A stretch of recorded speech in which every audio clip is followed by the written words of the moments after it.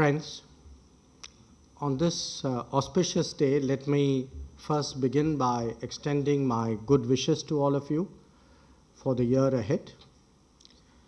It is indeed a great pleasure to join you at the founding day of the Thuglak magazine. And I say this and do so for 4 reasons. 1, the Modi government believes that foreign policy should not be debated by just limited circles in New Delhi. In a globalized era, everybody is a stakeholder with an interest in the world outside. 2, though the world may look a little different depending on location, there is still a national perspective that is primary. The entire country must therefore have a full understanding of our national interests and our national aspirations. And I'm here to share that with you all. 3, these are moments when we have a unique opportunity to engage the world more closely. I speak here of our G20 presidency that will witness events in more than 50 cities across India, including in this city.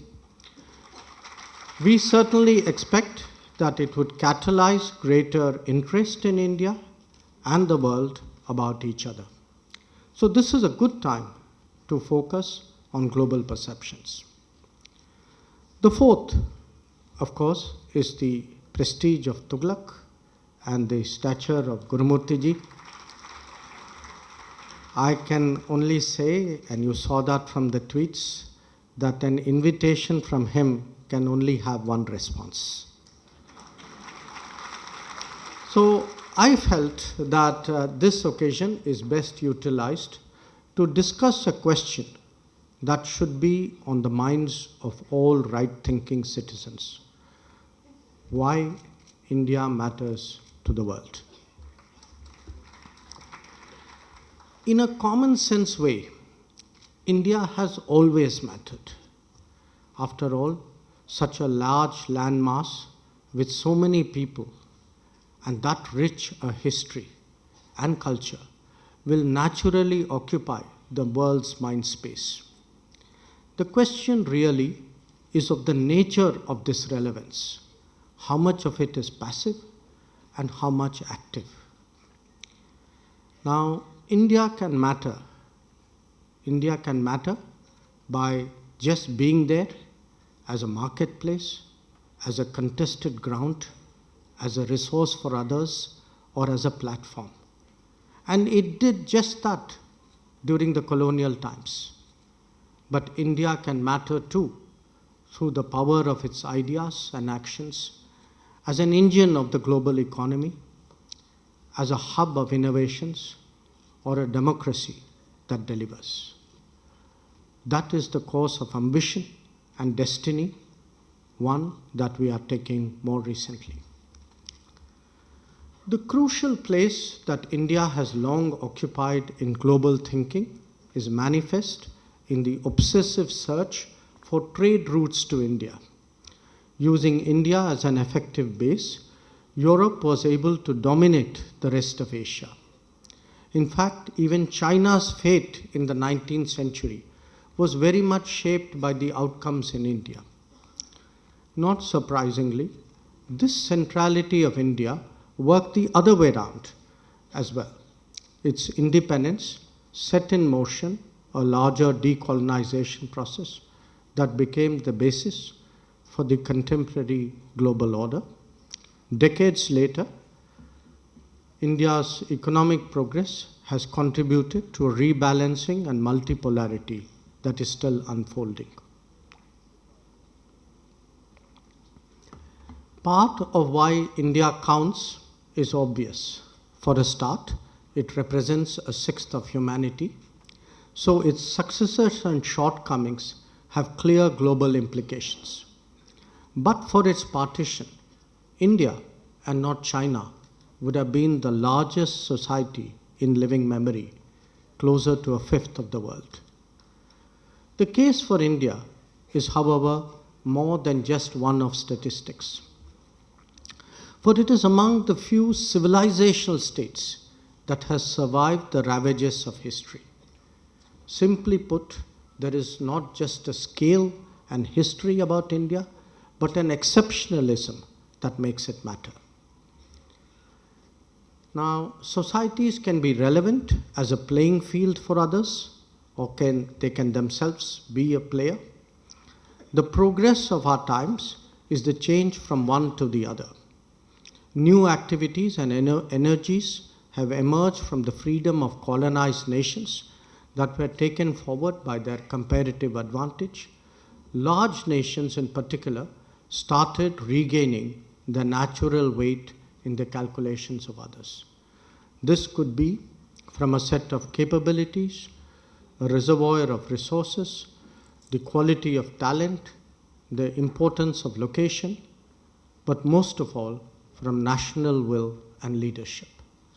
It is the entirety of this matrix that has shaped the rise of India. As we now mark 75 years of independence, Indians should examine our prospects against the global context that has been equally transformational. The world offers vastly more opportunities, but those are embedded with new challenges and responsibilities. India matters because these cannot be separated, and India counts on both scores. While size and population are obvious indices of a nation's potential, neither by themselves are self-fulfilling. At the core of global rebalancing has been the revival of China, India, and others in the South who have made their long-standing characteristics count more through the process of national revival.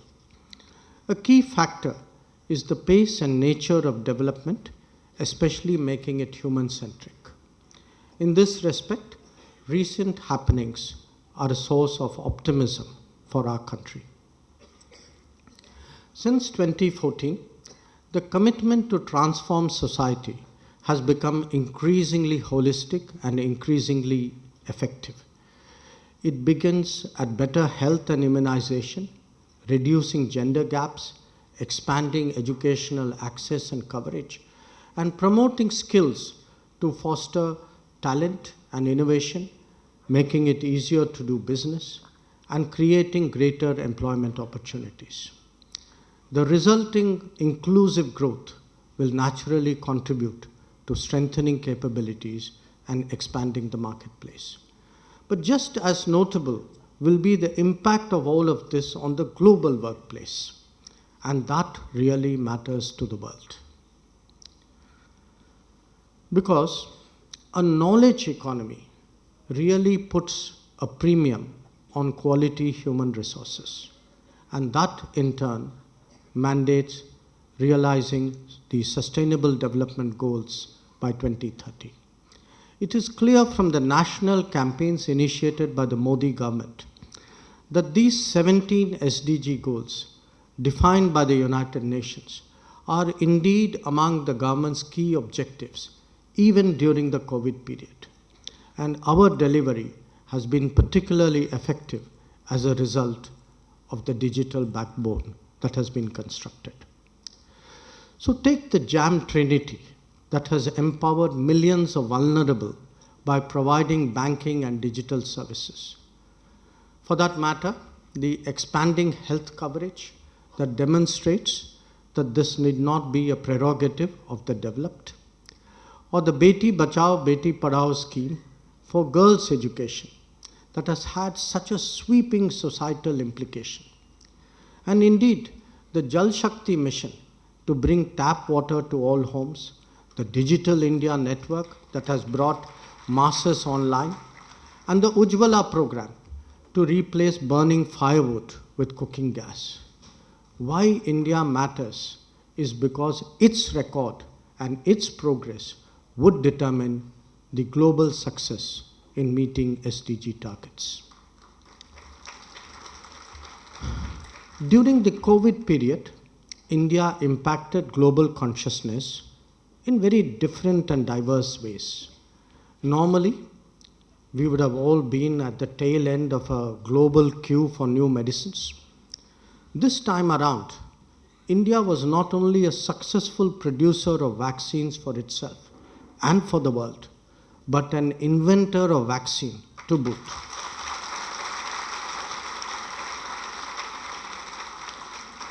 Now, it's a different matter that some people try to run it down, but of course, the CoWIN platform, which enabled us to execute a 2 billion plus shot in the arm operation so smoothly, you know what a contrast it was with many other parts of the world. Our solidarity was also expressed in providing vaccines to more than 100 partners worldwide and medicines to more than 150 nations, including developed nations. There were other developments in the same period that were equally compelling. These were developments at home, but sometimes because they are so close to home, we tend to take it for granted. That we could give food support to 800 million people during COVID. 800 million people, that is twice the population of the European Union. And financial assistance to over 400 million people. And that too without leakage. That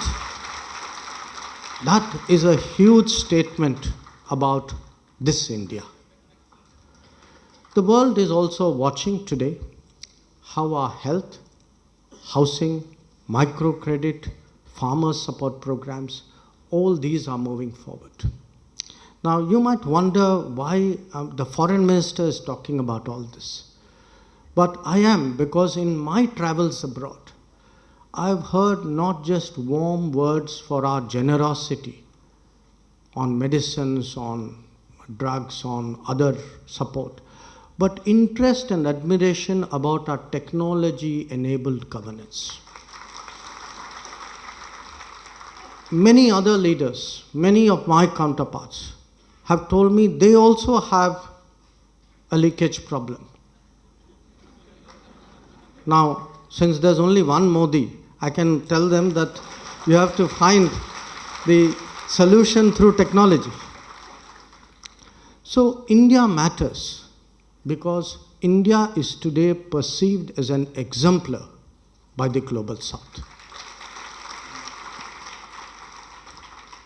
The value of India's human potential has also not always been recognized, even by many of us in the country itself.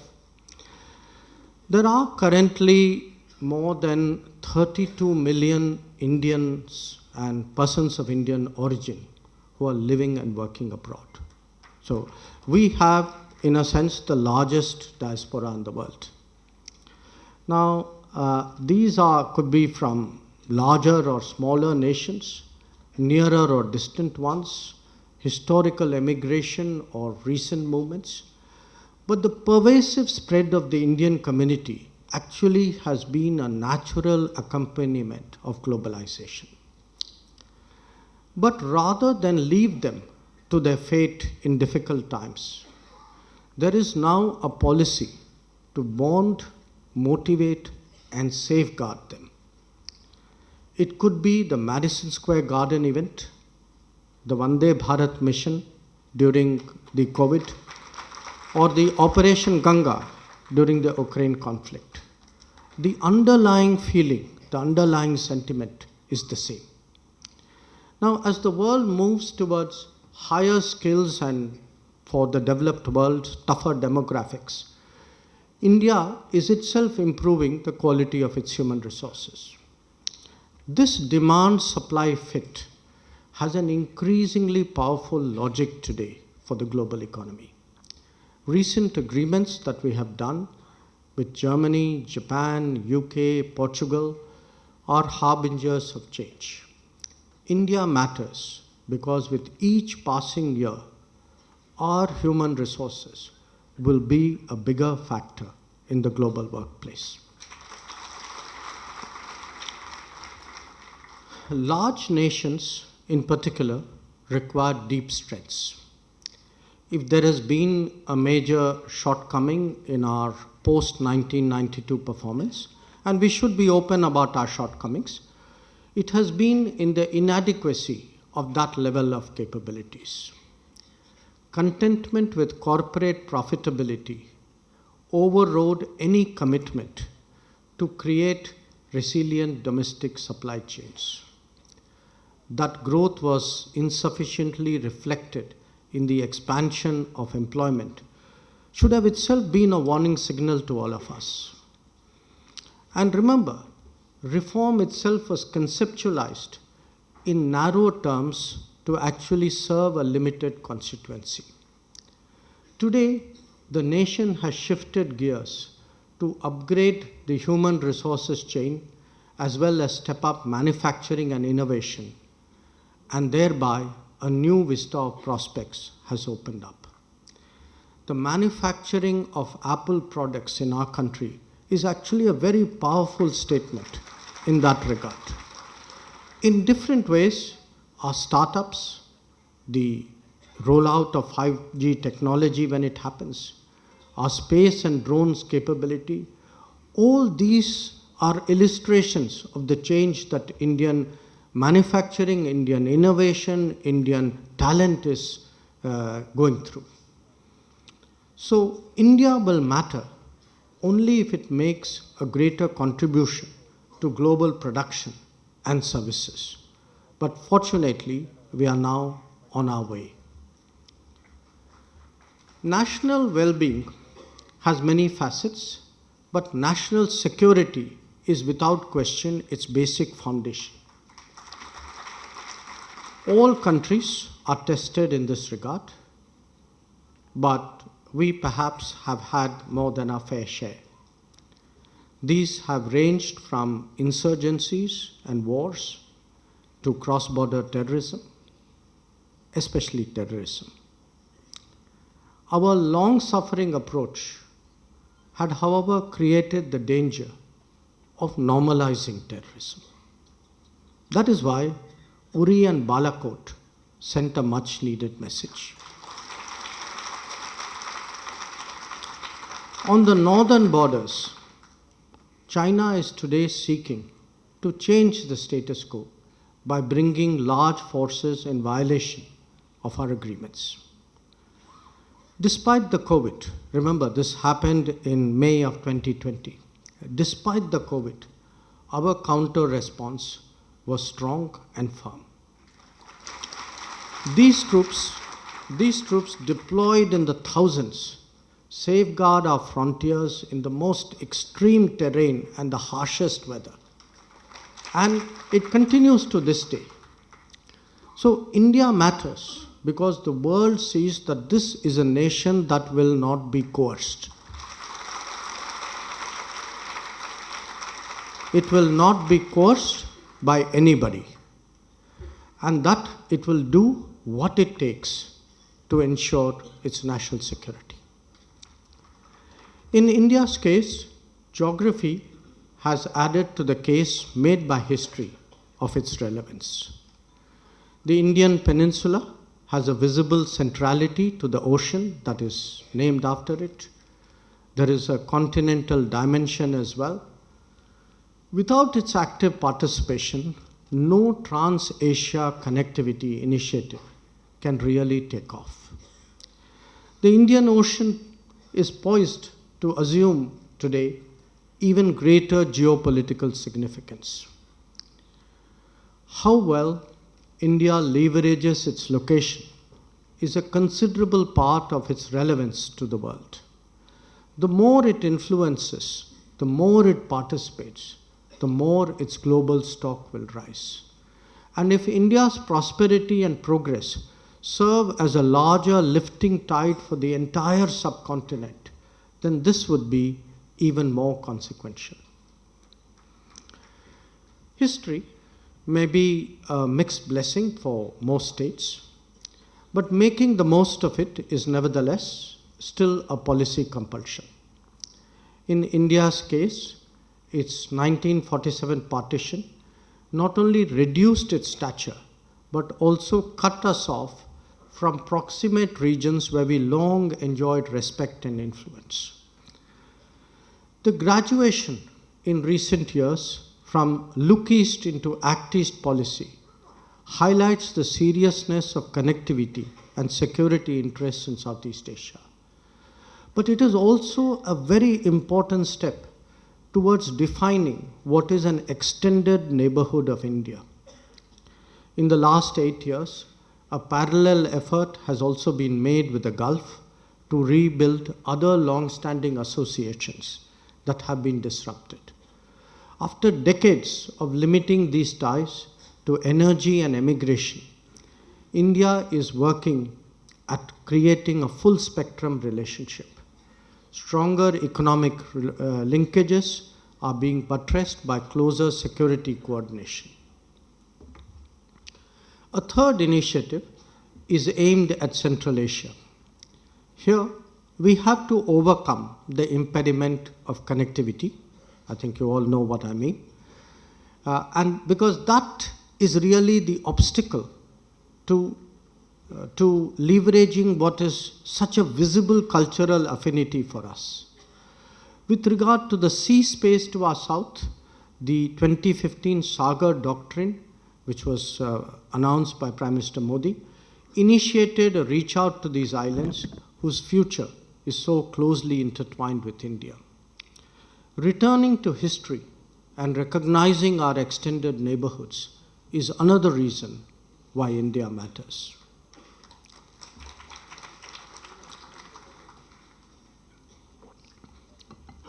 Political constraints can not only limit the pursuit of national interest, but it can also sadly shrink our horizons. But in a more confident India, it is only natural that cultural legacies should once again start to regain salience. Southeast Asia, for example, offers a rich shared heritage visible in significant monuments and living arts. Consequently, a new archaeological find in Mison in Vietnam or a shared preservation project in Taprom in Cambodia, these have a resonance for the entire region. If you look further towards the east, the extent of Indian cultural reach actually goes all the way up to Korea. The revival of Ayodhya clearly struck a strong cultural chord in that society. In the West, today, effervescent trading cultures have started to pick up on our old comfort to build new links. The construction of a temple in Abu Dhabi and hopefully one in Bahrain soon, these are symbolic of a time-honored relationship with the Indian society. The northward connection to the Eurasian landmass reflects the spread of Buddhism with its own intellectual, spiritual, and aesthetic messages. This legacy endures, and we are committed to endeavors that would make them flower again. Our heritage preservation efforts in Ganden Monastery in Mongolia is a very good example of what we are trying to do in this regard. So believe me, India truly matters when it reclaims history.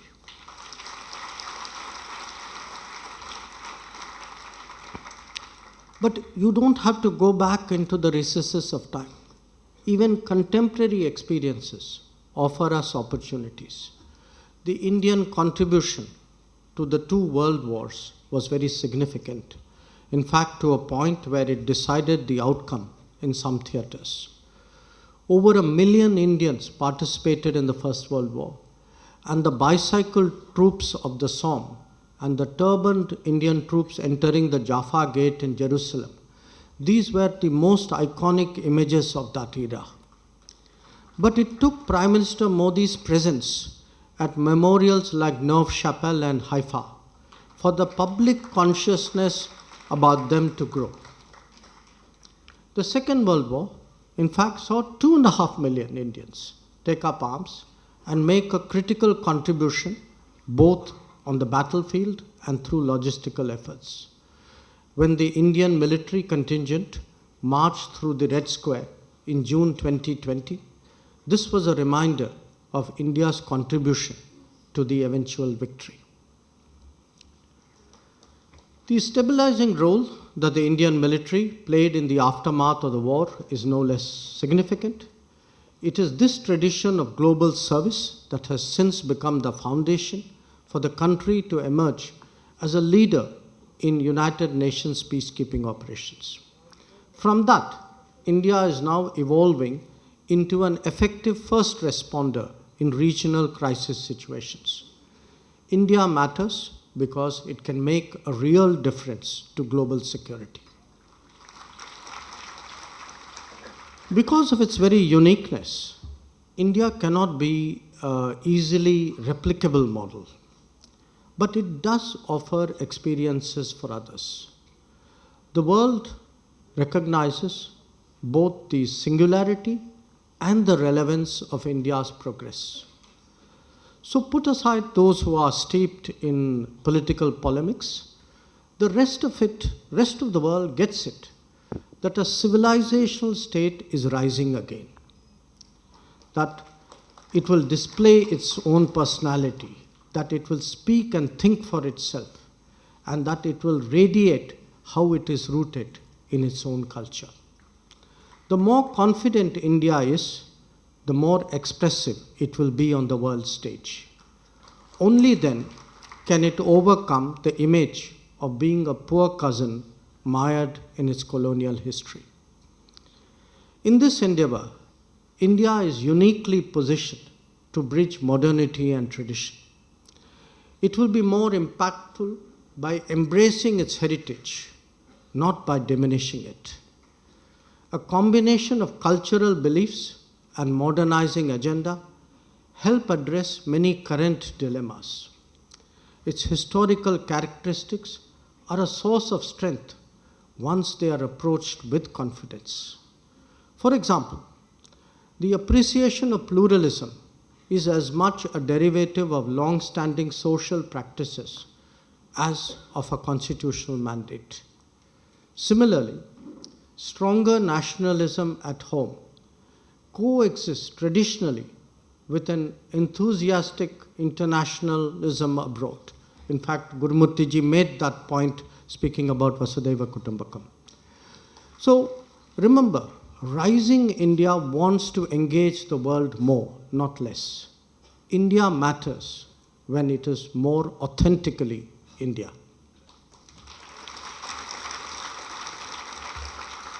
Given its growing political stature and economic abilities, India has to credibly also address the expectation that the world has of it. Neighbors would naturally like India to modulate its presence in their country as per their convenience. From the Indian perspective, it is not always easy to get the balance right. Doing too much looks too intrusive. Showing reticence can be taken as indifference, if not weakness. The optimal Indian strategy is therefore to rise above the day-to-day developments and create structural linkages. Those ingredients of connectivity, commerce, and contacts are the core of our neighborhood-first approach. As its profile rises, Indian policymakers are also discovering that expectations are not confined to their immediate vicinity. The Global South watches India's positions and its performance very carefully, drawing conclusions from both. In the last decade, a long tradition of South-South cooperation has developed into something